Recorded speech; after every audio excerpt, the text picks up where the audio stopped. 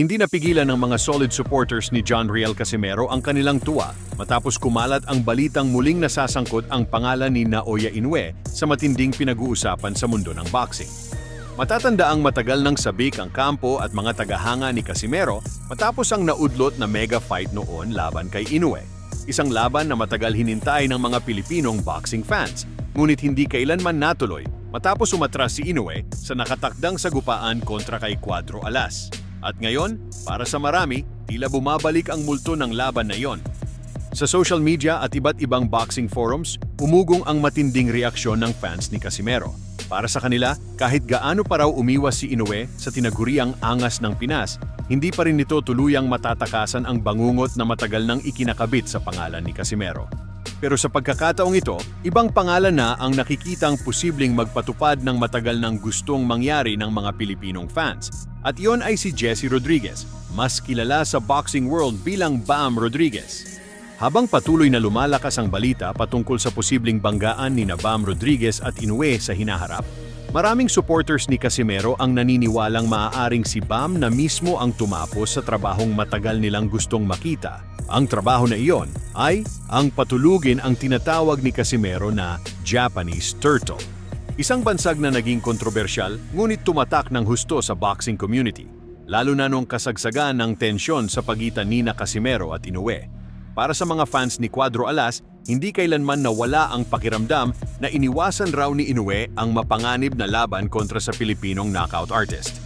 Matapos ang sunod-sunod na dominanting panalo ni Naoya Inoue, lalo pang umiinit ngayon ang usapan sa mundo ng boxing.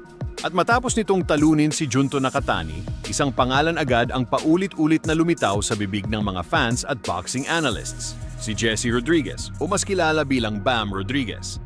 Para sa marami, si Bam na raw ang pinakaseryosong banta kay The Monster. Pero dito nagsisimula ang malaking debate. Masyado nga bang maliit si Bam para kay Inoue? Sa papel, tila malaki ang diferensya.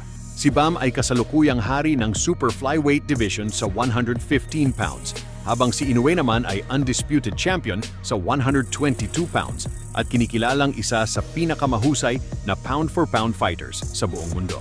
Kaya para sa ilan, parang imposible raw na maging competitive si Bam kapag tuluyang umakyat laban kay Inoue.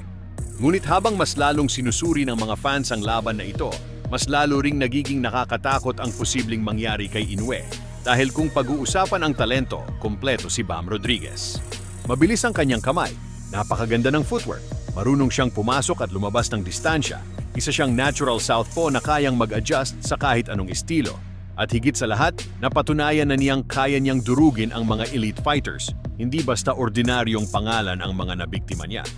Natalo niya ang dating pound-for-pound star na si Juan Francisco Estrada. Pinabagsak niya ang veteranong si Carlos Cuadras. Dinumina niya si Srisaket Sorongvisay, ang mismong fighter na minsang tumalo kay Roman Gonzalez noong panahon na kabilang ito sa pound-for-pound elite ng boxing. At hindi rin nakaligtas sa kanya si Sonny Edwards. Ibig sabihin, hindi hype lang si Bam Rodriguez. Tested na siya laban sa pinakamabibigat na pangalan sa lower weight divisions. Pero ang mas lalong nagpabago sa pananaw ng maraming boxing fans ay ang revelasyon mula sa isang panayam sa Mr. Versace podcast kasama si boxing interviewer na si Rick Reno. Doon, isang nakakagulat na detalye ang lumabas.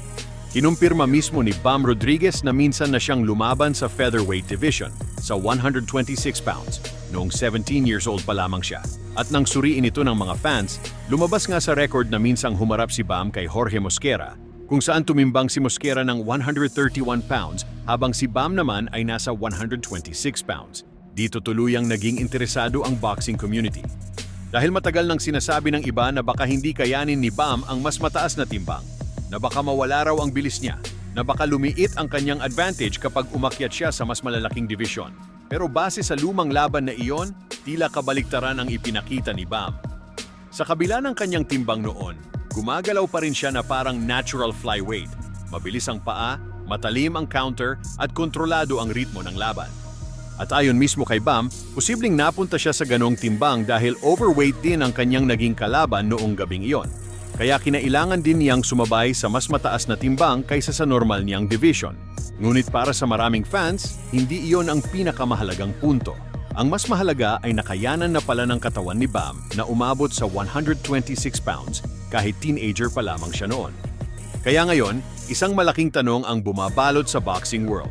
Kung noong 17 years old pa lang si Bam ay kaya na niyang lumaban sa 126, paano pa kaya ngayon na fully matured na siya bilang atleta? At habang si Bam ay tila papalakas at papalaki pa, si Inoue naman ay unti-unti ring nagkakaedad.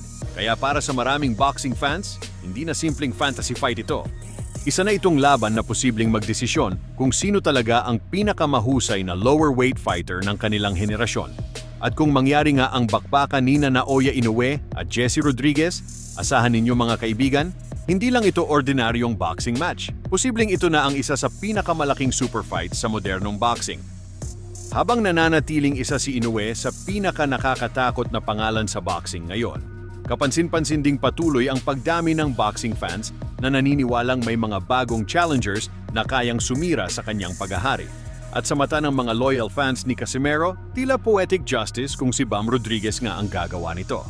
Dahil para sa kanila, kahit hindi man natuloy ang laban ni Casimero at Inoue, maaaring may ibang mandirigmang tutuldok sa kwentong matagal nang nais marinig ng mga Pilipinong boxing fans.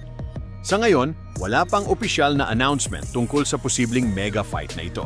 Ngunit isang bagay ang malinaw, habang papalapit ang posibilidad ng banggaan ni Bam Rodriguez at Naoya Inoue, lalong umiinit ang boxing world.